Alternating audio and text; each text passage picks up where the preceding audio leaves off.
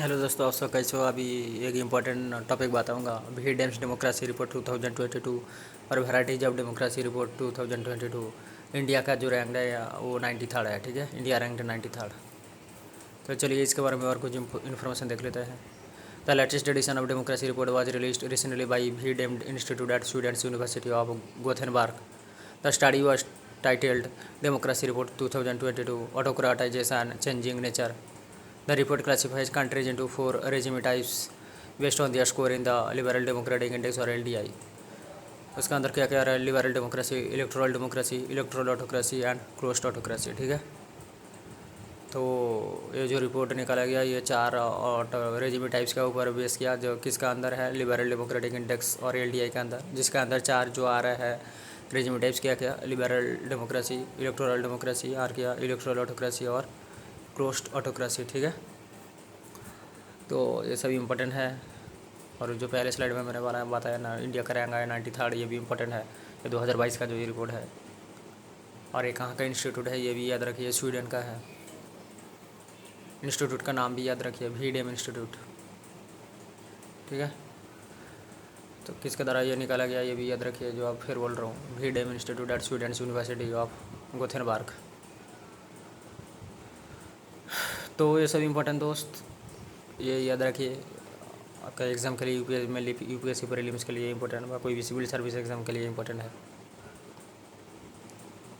तो अभी इसके बारे में और भी कुछ इन्फॉर्मेशन देख लेते हैं अगले स्लाइड में।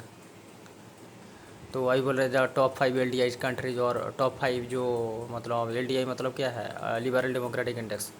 तो टॉप 5 कंट्रीज देख लेते हैं। पहले में है स्वीडन, दूसरा में है डेनमार्क, तीसरा में है नॉर्वे, चौथा में है कोस्टारिका और मतलब फिफ्थ में जो पाँचवा में है वो न्यूजीलैंड। ठीक है, तो फर्स्ट में है स्वीडन, सेकंड में डेनमार्क, थर्ड में नॉर्वे, फोर्थ में कोस्टारिका और फिफ्थ में न्यूजीलैंड। ठीक है, जो इंस्टीट्यूट है वो स्वीडन का है और स्वीडन का रैंक भी आया है 1, ये याद रखिए।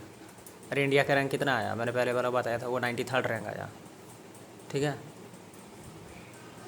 तो ये सब याद रखिए, ये एग्ज़ाम के लिए बहुत इंपॉर्टेंट है। तो अभी इसके बारे में और भी देख लेते हैं इन्फॉर्मेशन अगले स्लाइड में। India's performance. ठीक है, it classifies India as an electoral autocracy ranking it 93rd on the LDI। हाँ, LDI आउट ऑफ 179 कंट्रीज। ठीक है, और India is one of the top 10 autocratizers in the world says the report. ठीक है, India is part of a broader global trend of an anti plural political party driving a countries autocratization. ठीक है, तो total कितना है? 179 countries का अंदर rank निकाला गया है, जिसमें इंडिया का रैंक है 93rd। ठीक है, किसमें? लिबरल डेमोक्रेटिक इंडेक्स और LDI में। ठीक है, और इंडिया टॉप 10 ऑटोक्रेटाइजर्स वर्ल्ड में ये रिपोर्ट में बोला जा रहा है। ठीक है, और क्या बोला जा रहा है? India is a part of broader global trend of an anti plural political party driving a countries autocratization. ठीक है, तो ये सब याद रखिए। इसके बारे में और कुछ इन्फॉर्मेशन जान लेते हैं अगले स्लाइड में। बोल रहे हैं ranked 93rd in the LDI, India figures in the bottom 50% of countries. India has slipped further down in the electoral democracy index to 100 and even lower in the deliberative component index at 102. In South Asia, India is ranked below Sri Lanka 88 and Nepal 71 and Bhutan 65 and अब पाकिस्तान जिसका है 117 इन the LDI। ठीक है, मतलब श्रीलंका देखिए, India south Asia में जो country का रैंक निकाला गया है उसमें श्रीलंका नेपाल और भूटान से इंडिया का रैंक नीचे है, लेकिन पाकिस्तान से ऊपर है। ठीक है, तो श्रीलंका का कितना आया है? 88, नेपाल का 71, भूटान का 65 और पाकिस्तान का 117। और मैंने पहले जैसे बताया इंडिया का कितना आया रैंक? 93rd इस 2022 में। ठीक है, 2022 का जो रिपोर्ट आया है उसमें। तो दोस्तों अभी के लिए इतना ही।